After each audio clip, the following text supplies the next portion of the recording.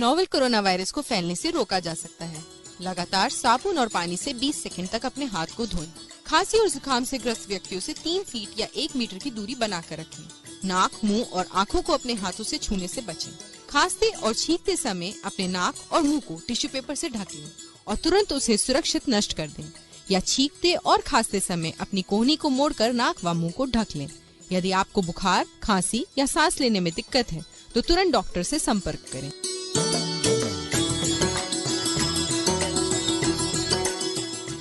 नमस्कार दोस्तों, मैं पूजा हाजिर हूँ आप सबके सामने।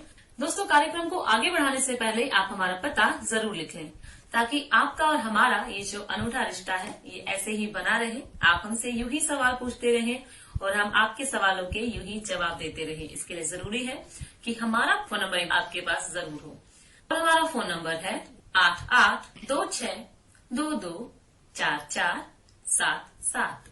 फोन नंबर एक बार फिर सुन ले, 8826224477 8826224477।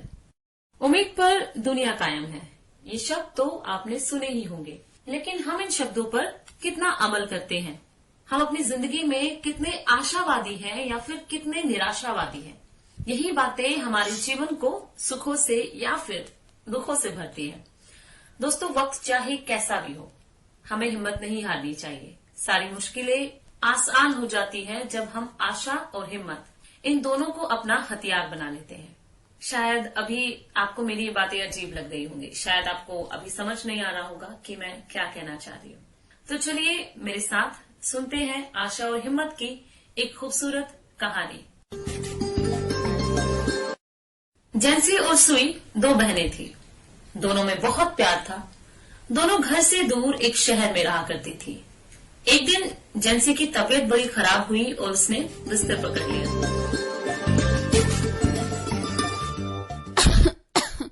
ये दवा ले लो जैंसी।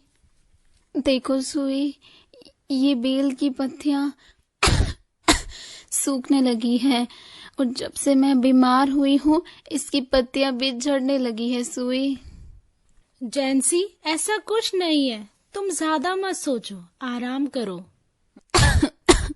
नहीं सुई, देखो इस बेल की सारी पत्तियां झड़ रही हैं और जिस दिन ये पत्तियां झड़ जाएंगी सुई, उस दिन मैं भी मर जाऊंगी। सुई जैंसी की इस निराशा को देखकर दुखी हुई, पर उसने हिम्मत नहीं हारी और उसी रात बेल का आखिरी पत्ता झड़कर गिर गया। जैंसी अभी सो रही थी, पर सुई को समझ नहीं आया कि वो क्या करे।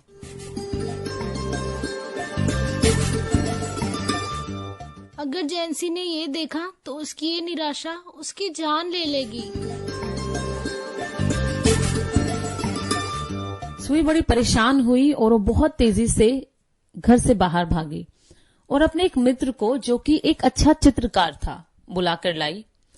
और जैंसी के उठने से पहले उस चित्रकार ने खिड़की के पास, जहां वो बेल थी, एक नई पत्ती अपने हाथों से बना दी, मानो वो अभी अभी उगी हो। जैंसी सुबह उठी, उसने बेल पर उगी उस नई पत्ती को देखा तो मानो उसके जीवन में आशा का नया पौधा खिल गया हो। वो बिस्तर से उठी और दौड़कर सुई के पास गई।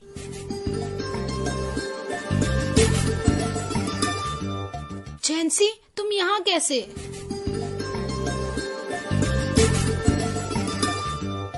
सुई जैंसी को अपने पांव पर खड़ा देखकर हैरान थी।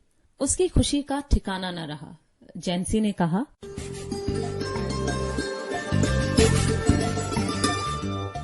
सुई, सुई, मेरे साथ चलो, देखो बेल पर एक नया पत्ता खिला है। अब मैं नहीं मरूंगी सुई, अब मैं नहीं मरूंगी।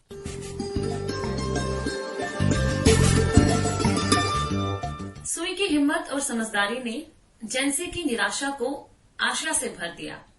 उस महज एक पत्ते ने, जो असली था भी नहीं, जैंसी के जीवन को मृत्यु के मुंह से बचा लिया।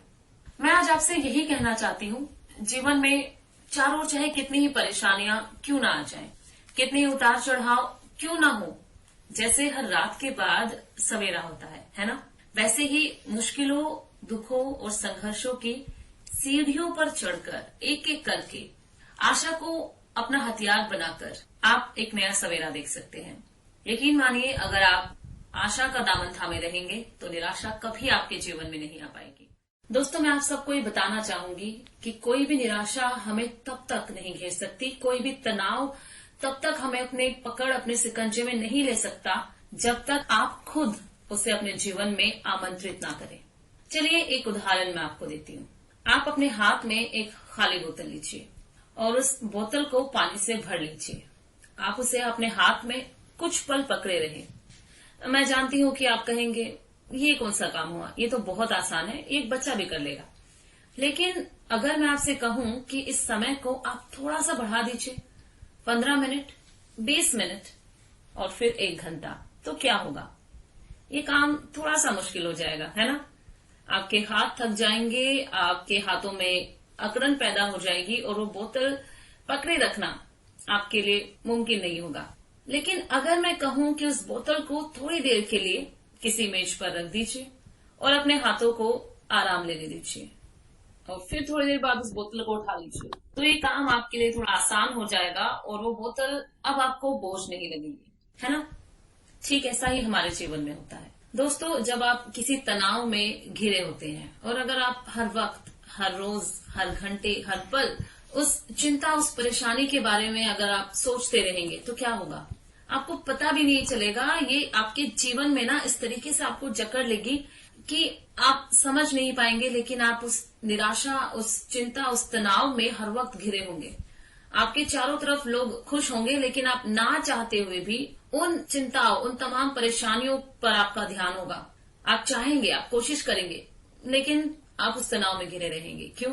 क्योंकि आपने अपने जहन को उस तनाव में घिरे रहने की ऐसी आदत डाल दी, आपने उसको ऐसा ट्रेन कर दिया कि आप हर वक्त, आप अपने दोस्तों के बीच होंगे, आप अपने घर वालों में, रिश्तेदारों के बीच होंगे, लेकिन आपका जो ध्यान होगा उस तनाव की तरफ होगा। तो मैं आपसे यही कहना चाहूंगी, अगर कोई तनाव आपको घेरता है, अगर आप किसी चीज को लेकर परेशान हैं, तो हर वक्त उसके बारे में ना सोचें।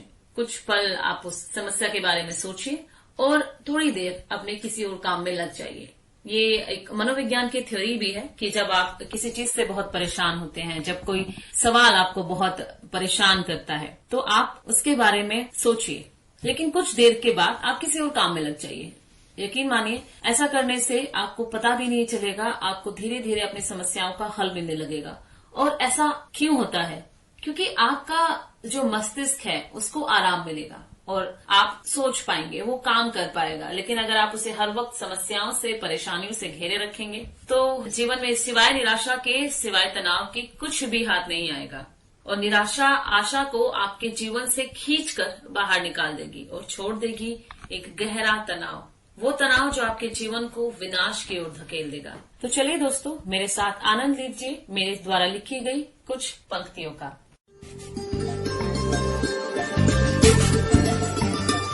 मैं चलता हूँ भरने उड़ान फिर से, मैं चलता हूँ भरने उड़ान फिर से, आसमां पे रखने चट्टान फिर से, मैं चलता हूँ भरने उड़ान फिर से।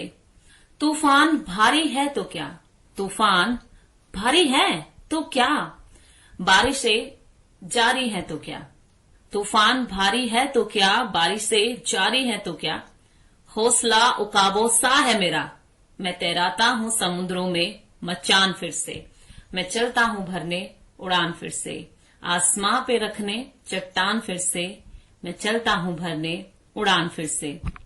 जोर हवाओं का है तो क्या, जोर हवाओं का है तो क्या, अंधेरा फिजाओं का है तो क्या, जोर हवाओं का है तो क्या, अंधेरा फिजाओं का है तो क्या, दिल तो मुनव्वर है मेरा, दिल तो मुनव्वर है मेरा, मैं डालता हूँ अंधेरे चिरागों में जान फिर से, मैं चलता हूँ भरने उड़ान फिर से, आसमां पे रखने चट्टान फिर से, मैं चलता हूँ भरने उड़ान फिर से।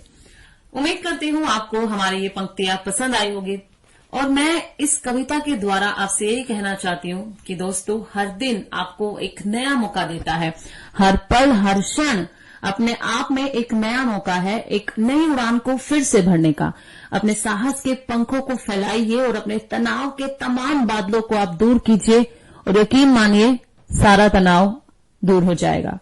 जब तक हम जीवित हैं, जब तक हमारे पास समय है, जब तक हम कोशिश करना चाहते हैं, जब तक हम हिम्मत को थामे रखते हैं, जब तक हम आशा को नहीं छोड़ते, तब तक हम किसी भी तनाव, किसी भी निराशा और किसी भी परेशानी से लड़ सकते हैं।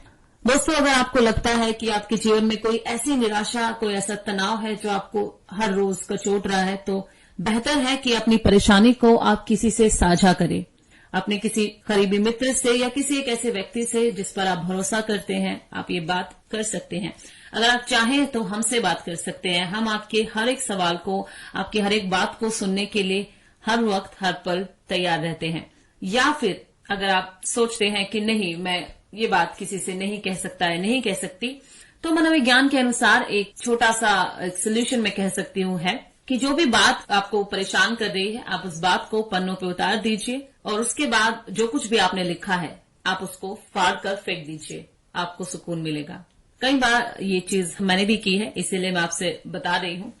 तो श्रोताओं, ये हमारा आज का कार्यक्रम था। उम्मीद करते हैं कि आपको ये पसंद आया होगा। नमस्कार।